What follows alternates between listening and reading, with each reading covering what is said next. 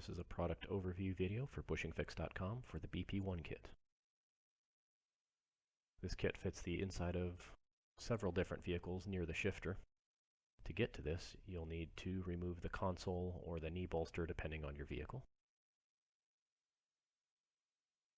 There are several different cable styles it goes in.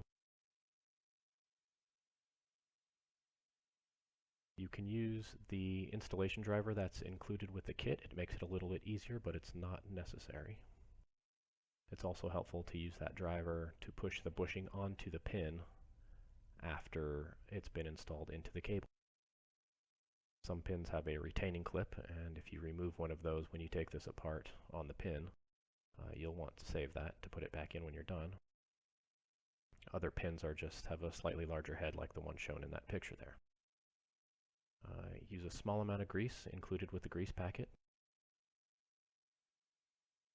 And the complete instructions are located on the website. You can order at BushingFix.com. Thanks again.